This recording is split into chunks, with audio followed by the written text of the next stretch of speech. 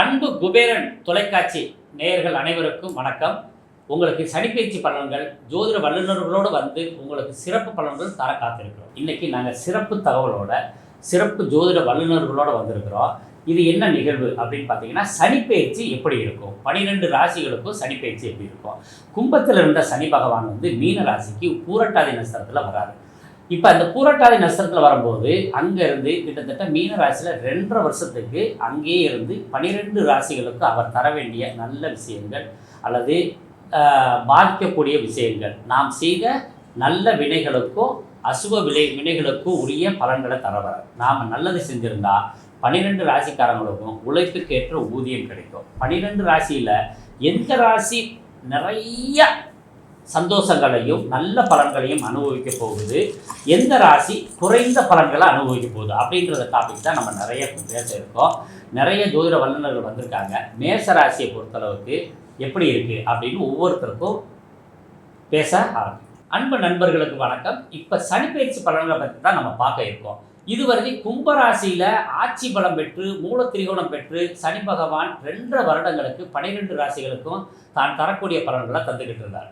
இப்போ கும்ப ராசியில் இருந்து நட்பு வீடான மீன ராசிக்கு வந்து 12 ராசிகளுக்கு பலன் தரப்போகிறார். முதல்ல ஆரம்பிக்கும் போது பூரட்டாதி நட்சத்திரத்தில் ஆரம்பிப்பார். அதுக்கு அடுத்து உத்தரட்டாதி 4 பாதங்களும் ரேவதி 4 பாதத்தில் இருந்து 12 ராசிக்கும் அவர் தர வேண்டிய பலன்கள்லாம் தரப்போகிறாரு. இதில் நாம் நல்ல வினைகள் செய்திருந்தால் அந்த பலன்களை நன்மையாக மாற்றி கொடுக்க போகிறார். அதில் ரொம்ப முக்கியமானது, சனி என்பது கர்மக்காரகன். ஒவ்வொருத்தரும் செய்த கர்ம வினைகளுக்கு ஏற்ப நல்ல பலன்களையோ தீய பலன்களையோ தருவார். அதில் இந்த வருடம் நட்பு வீடு அப்படின்னு சொல்கிற மீன ராசியில் இருக்கிறதுனால பெரிய கெடுபலன்கள் 12 ராசிகளுக்கும் வரப்போகிறது இல்லை. ஆனாலும் அவர் கொடுக்க வேண்டிய தண்டனைகளை கொடுக்காம இருக்க போகிறதில்ல, கொடுக்கறத குறைவாக கொடுப்பார் அப்படின்றதான் நம்ம எதிர்பார்க்கக்கூடிய விஷயம். ஏன்னு கேட்டிங்கன்னா, இருக்கிறதுலையே பெரிய மேஜர் கிரகங்கள் எது அப்படின்னு பார்த்தோம்னா குருவும் சனியும் தான். இவங்களை வச்சு தான் நம்ம 12 ராசிகளுக்கும் ஒவ்வொரு வருடமும் அந்த நிகழ்வுகளை நம்ம பற்றி பேசுகிறோம். அதில் குரு வீட்டில் சனி இருக்கும்போது ரொம்ப பெரிய பிரமாதமான நற்பலன்களை கொடுப்பார். குருவும் சனியும் சேர்ந்த காலங்களில் தான் நிறைய தொழில் விருத்தி மேம்படுது. அதில் மீன ராசியை வந்து பேராசிரியர் அப்படின்னு சொல்லுவோம். தனுசு ராசி ஆசிரியருக்குரிய ராசியாகவும் மீன ராசியை பேராசிரியருக்குரிய ராசியாகவும் சொல்லப்படுது. அப்போ பேராசிரியருக்குரிய ராசியில் சனி வந்து உட்காரும் போது எல்லோருக்கும் நல்ல போதனைகளை செஞ்சு கொடுக்குறாரு. அப்போ நாம் இந்த 12 ராசிகளுக்காரவங்களுக்கு எந்தெந்த விஷயத்தில் பலக்கீனம், எந்தெந்த விஷயத்தில் நன்மை இருக்குது அப்படின்றதெல்லாம் நம்ம தொடர்ந்து பார்க்க போகிறோம். ஒவ்வொருத்தரும் உங்கள் ராசிகளுக்கு பார்த்துட்டு எப்படி இருக்குது அப்படின்னு சொல்கிறேன். எல்லாரோடைய கருத்துக்களையும் கேட்டோம்னா எப்படி இருக்கும் ஏன்னு கேட்டிங்கன்னா, பொதுவாக வந்து ஒரு ராசிக்கு 300 வகையான யோகங்கள் உண்டு, 300 வகையான அசுப யோகங்களும் உண்டு. அப்போ ஒவ்வொரு ஜோதிடரும் ஒவ்வொரு விதத்தில் கருத்து சொல்லுவாங்க. அப்போ இது வந்து நம்ம சேனல் நீங்கள் பல ஆண்டுகளாக பார்த்துக்கிட்டு இருக்கீங்க. அதனால என்ன பண்ணுறோம்னா, நேரம் பார்க்காம உங்களுக்கு உரிய பலன்களை முழுமையாக கொடுக்கணும் அப்படின்னு நாங்கள் ஆசைப்பட்டு என்ன பண்ணியிருக்கோம், ஒவ்வொருத்தருமே சிறப்பான பலன்களை தர வர்றாங்க. இப்போ பொதுவாக வந்து மேச ராசிக்கு எப்படி இருக்கும் அப்படின்னு இன்னொரு நான் ஆரம்பித்து மோசஸ் அவர்கள் பேச இருக்காங்க, அதுக்கடுத்து ராஜேஸ்வரி அம்மா பேச இருக்காங்க, அதுக்கடுத்து யாமினி அவர்கள் பேச இருக்காங்க, அதுக்கடுத்து நண்பர் மல்லிகார்ஜுனன் அவர்கள் பேச இருக்காங்க. முதல்ல என்னோட கருத்தை கொடுக்குறேன், எப்படி இருக்கு அப்படின்னு நீங்க பாருங்க. அன்பு தாயுள்ளம் கொண்ட கடகராசி நேயர்களே, உங்களுக்கான சிறப்பு பலன்களோட தான் இப்போ நாங்கள் எல்லாம் வந்திருக்கிறோம். இப்போ அஷ்டம சனி அப்படின்றது தந்தை வழியான ஆதாயத்தை குறைச்சது 1, தாலி சம்பந்தமான பிரச்சனையை ஏற்படுத்துறது 2. இந்த 2 துன்பங்களிலிருந்து விடுதலை பெறக்கூடிய ராசி எது அப்படின்னு கேட்டிங்கன்னா கடகராசி தான். கடகராசியில் புனர்பூசம் 4ஆம் பாதம், அதுக்கடுத்து பூசம் 1, 2, 3, 4 பாதங்கள், ஆயில்யம் 1, 2, 3, 4 பாதங்கள். இந்த பாதங்களை கொண்டதான் கடகராசி. 12 ராசிகள்லேயே அதிக முக்கியத்துவம் உடைய ராசி வந்து கடகராசி தான். ஏன்னு கேட்டிங்கன்னா, அதில் தான் அமிர்தம் கிடைச்சது. அதனால தான் அதை வந்து தாய் ஸ்தானமாக நாம் பாவிக்கிறோம். ஒரு அமிர்தத்தை சாப்பிட்டோம்னா எப்படி நமக்கு எந்த குறையும் வராதோ, அந்த மாதிரி கடகராசி யாருக்கு வலுவாக இருக்கிறதோ அவர்களே ஜோதிடத்திலையும் ஆன்மீகத்திலையும் தொழில் விஷயங்கள்ல இருந்து எல்லா விஷயத்திலையும் வெற்றி பெறக்கூடியவர்களாக இருப்பாங்க. இவங்களுக்கு தாய் அன்பு எப்பொழுதுமே ஒரு பெரிய விசேஷமாக கிடைக்கக்கூடிய ராசி தான் இந்த கடகராசி. இந்த கடகராசிக்கு அஷ்டமத்தில் இருந்த சனி பகவான் பாக்கியஸ்தானத்துக்கு மாறிட்டார். அப்போ குறைகள் நிவர்த்தியாகக்கூடிய இடங்கள்.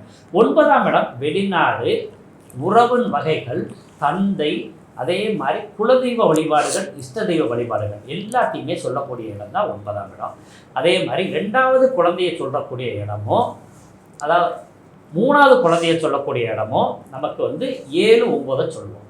அப்போ 2வது திருமணத்துக்கும் 3வது திருமணத்துக்கும் 7, 9 சொல்லுவோம். அப்போ எல்லா வகையிலையுமே 9ஆம் பாவம் ஒரு மனிதனுக்கு தொடர்பு வரணும். இந்த 9ஆம் பாவத்தில் சனி இருக்கும்போது சில தடைகள் இருந்தாலும் தடைகளை பெருசாக விலக்கி தரக்கூடியவர் இந்த குரு பகவான்.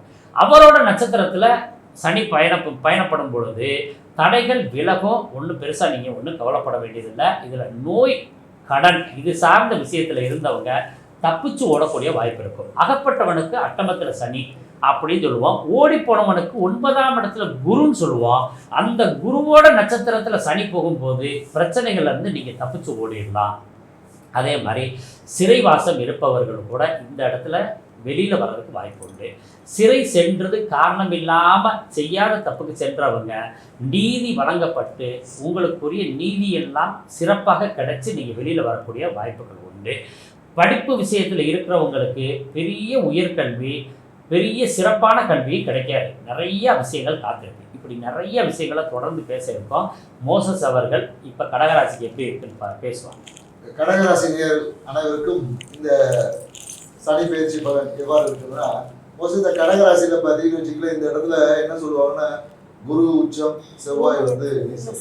ஸோ இந்த பெரும்பாலும் இந்த கடகராசிக்கு பார்த்தீங்கன்னா எப்போதும் இந்த நிலம் சார்ந்த ஒரு விஷயத்த வாங்கணும். இந்த நிலம் பார்த்தீங்கன்னா அதிகமாக ரியல் எஸ்டேட் துறையில் பார்த்தீங்கன்னா நிறைய கடகராசி இருப்பாங்க.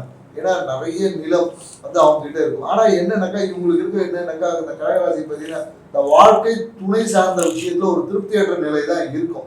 ஸோ அதை நீங்கள் அந்த இடத்துல நீங்கள் பெருசாக எதிர்பார்க்கலன்னா, ஆனால் மிகப்பெரிய ஒரு வருமானம், அதாவது என்னன்னா நிறைய இந்த பினாமி சொத்து, இந்த பினாமி அந்த விஷயங்கள் எல்லாமே இந்த கடகராசியை சார்ந்து நிறைய இருக்கு. அதே போல என்னன்னாக்க எப்போதும் இவங்க என்ன பண்ணுவாங்க, ஒரு கையில ஒரு நோட் எடுத்துட்டே இருப்பாங்க. அந்த நோட்டு தகவல்களை குறித்து வச்சுக்கிட்டே இருப்பாங்க. ஸோ இது இவங்களோட பழக்கமாக. இப்ப இந்த வருடம் சனி பயிற்சி பார்த்தீங்கன்னா 7, 8 போய் 9ல உட்காரு. ஸோ அப்ப என்னன்னு வச்சுக்கீங்களா, இந்த காலத்துல பாக்கியத்தின் ஆண்டாதான் இருக்கு. ஸோ அதனால இந்த வருடம் நீங்க 9ஆம் இடத்து சனி பகவான் பார்த்தீங்கன்னா பாக்கியத்தின் ஆண்டா கண்டிப்பா இருக்கு. ஸோ உங்க வாழ்க்கையில் நீங்க எதிர்பார்த்த அனைத்து விஷயங்களும் வெற்றியாக்கி அதை நீங்க அனுபவிக்கக்கூடிய ஆண்டு. ஏன்னா பாக்கியம் என்பது அனுபவிக்கிறதா. இவ்வளோ நாள் நம்ம எவ்வளோ விஷயங்கள் பண்ணியிருப்போம், அது நமக்கு இன்னைக்கு வரையும் கை கெட்டு வாய் கெட்டலன்ற ஒரு நிலை இருக்கும். பாக்கியத்தின் உள்ள சனி பகவான் வர்றதுனால நீங்க தொழில் சார்ந்த விஷயம், மற்ற அனைத்து சார்ந்த விஷயத்து இந்த ஆண்டு தான், இந்த சனி பயிற்சி தான் நீங்க அனுபவிக்க போறீங்க என்பதை மட்டும் நீங்க வச்சுக்கீங்க. ஸோ வாழ்க்கை இந்த ஆண்டு சிறப்பாக அமையும். கடகராசி கடகம் மட்டும் ரொம்ப முக்கியத்துவம் ராசி. ஏன்னு நேரம் ராமபிரான் பிறந்தது, பரதன், சத்ருகன், லட்சுமணன், இப்படி நிறைய பேர் பிறந்ததுக்கெல்லாம் ரொம்ப முக்கியத்துவம் உடையது. அதே மாதிரி பூசம், அது வள்ளலாருக்கு ரொம்ப முக்கியத்துவம். இப்போ நிறைய விஷயங்கள் கடகத்துக்குள்ளதான் இருக்கு. கடகராசியில் இருக்க அரசியல்வாதிகள் தான் எப்பொழுதுமே பெரிய உச்சத்தை தொடுறாங்க. அல்லது கடகத்துல குரு இருக்கணும். அப்போ இந்த நட்சத்திரத்தில் கடகத்தில் குரு இருந்துட்டாவே பெரிய உச்சத்தை தொடுவாங்க. பூச நட்சத்திரத்தில் இருக்கிறவங்க பாருங்க, அதிகமாக IAS IPS அதிகாரிகள் இருப்பாங்க.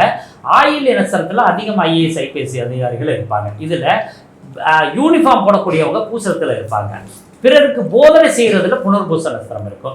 புனர்பூச 4ஆம் பாதத்தில் ஒருத்தருக்கு ஏதாவது ஒரு கிரகம் இருந்துட்டா அந்த கிரகத்தினுடைய திசாபுத்தி காலங்களில் கோடீஸ்வர யோகமும் கிடைக்கும்.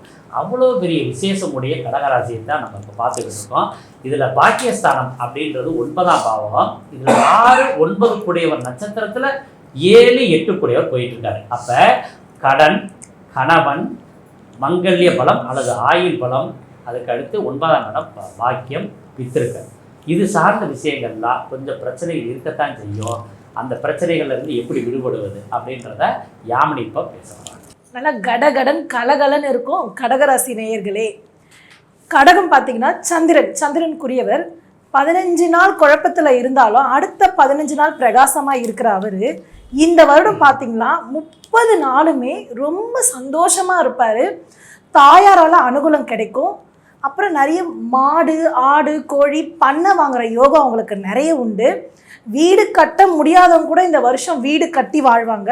நிறைய அசையும் சொத்து, அசையா சொத்து, பேரு, பதவி, புகழ் எல்லாமே இவங்களுக்கு கிடைக்கும். அதுவுமே பார்த்தீங்கன்னா கடகத்தில் ராகு இருப்பது ரொம்ப சிறப்பு. கடக லக்னத்துக்காரங்க 3லேயோ இல்லை அந்த கூட்டியன் 2லேயோ இருந்தாங்கன்னா, அதாவது நினைச்சு பார்க்க முடியாத உச்ச இடத்துல இருப்பாங்க. அதாவது சூரியனை போல சிகரம் தொட ஆரம்பிச்சிருவாங்க இந்த கடகராசி நேயர்கள்.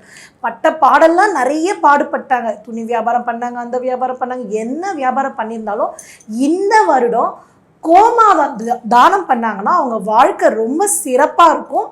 குடும்ப மகிழ்ச்சி, எண்ணற்ற மகிழ்ச்சி, குழந்தை குட்டி எல்லாம் சந்தோஷமான வாழ்க்கை பயணம், நல்லா நீண்ட ஆயுளுடன் இவங்க இருப்பாங்க இந்த வருடம். நல்ல தெளிவாக சொன்னாங்க. பொதுவா சந்திரன் 2 கூடியவர், அங்க குரு உச்சமடைகிறார், அவர் 3 கூடியவர்.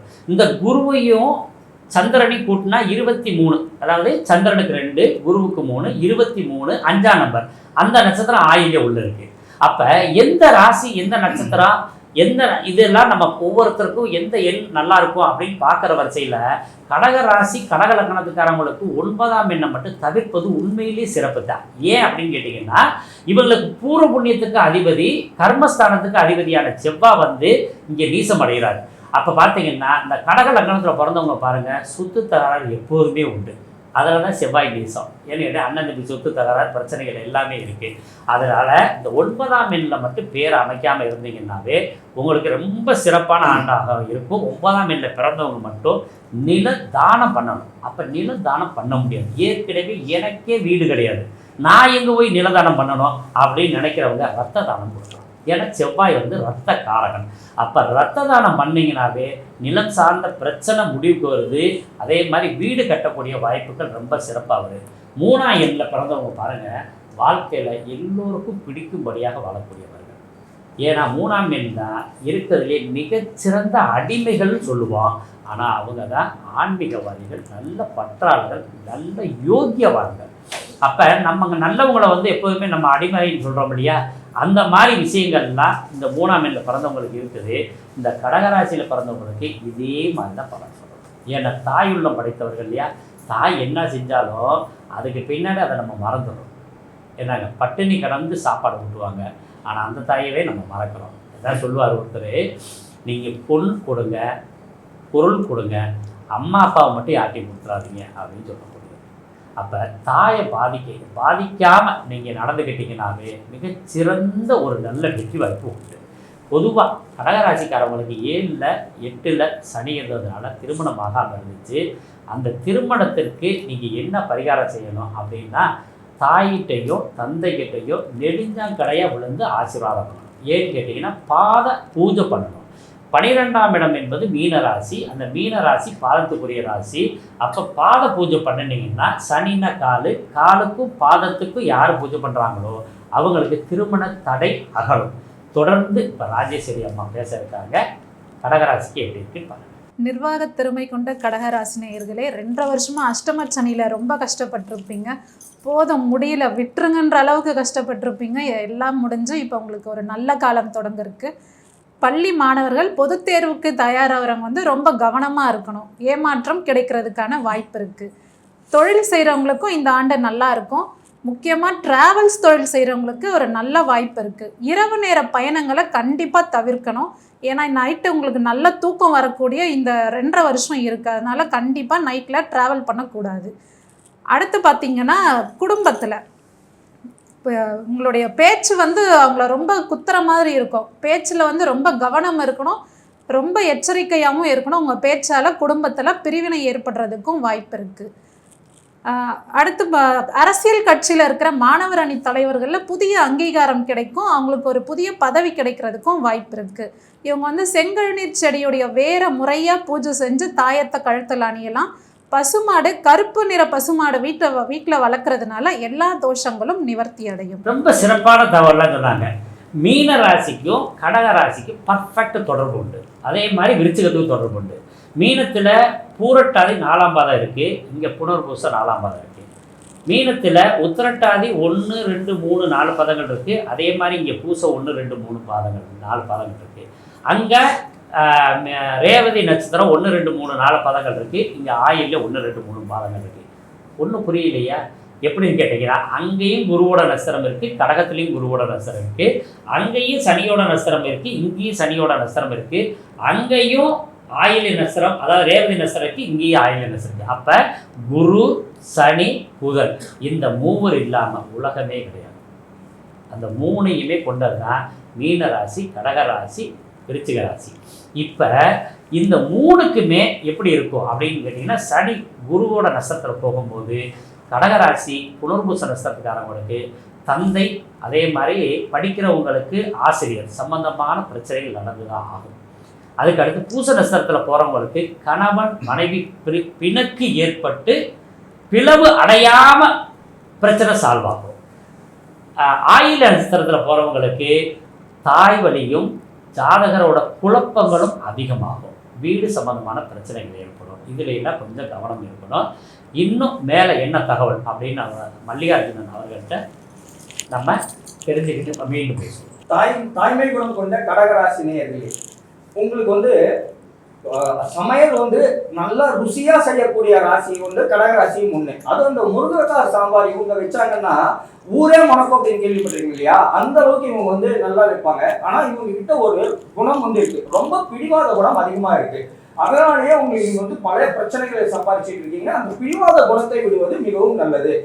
நம்ம இப்ப அட்டம சனியிலிருந்து நம்ம விடுபடுறோம். அது எப்படி இருக்குன்னா, சார் சேத்துலயே அடி வாங்கியாச்சு, சோத்துலயே அடி வாங்கியாச்சு, இனிமேலையாவது நம்மளுக்கு ஏதாவது கொஞ்சமாவது நல்லா இருக்குமா அப்படின்னு நினைச்சிட்டு இருந்தவங்களுக்கு எல்லாருமே இப்ப பாக்கியஸ்தானத்துல சனி பகவான் வராரு.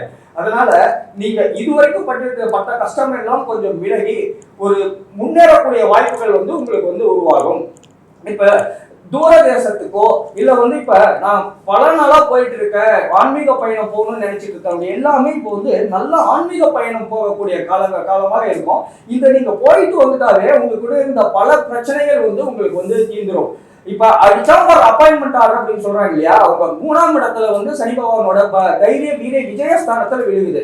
அதனால உங்களுக்கு போஸ்டர்ல அப்பாயின்மெண்ட் ஆர்டர் உங்களுக்கு தேடிட்டு வரக்கூடிய நேரமாக இந்த நேரம் இருக்கும். எல்லாமே தொட்டதெல்லாம் துலங்கக்கூடிய நேரமாகவும் இந்த நேரம் உங்களுக்கு அமையும். கடகராசி நேயர்களுக்கு அட்டம சனி விலகி நல்ல வாழ்க்கை முன்னேறக்கூடிய வாழ்க்கை அமையக்கூடிய நேரம் இது. நிறைய தகவலுக்கு கிடைச்சிருக்கு. இப்ப நம்ம ஒரு பரிகாரத்தை பார்த்துடலாம். புனர்பூச நட்சத்திரத்துக்காரங்க மூங்கில் மரத்துக்கு பால் சோறு படைச்சிட்டு வர்றது ரொம்ப சிறப்பு. பூச நட்சத்திரத்துக்காரங்க அரச மரத்துக்கு பால் சோறு படைச்சிட்டு வர்றது ரொம்ப சிறப்பு.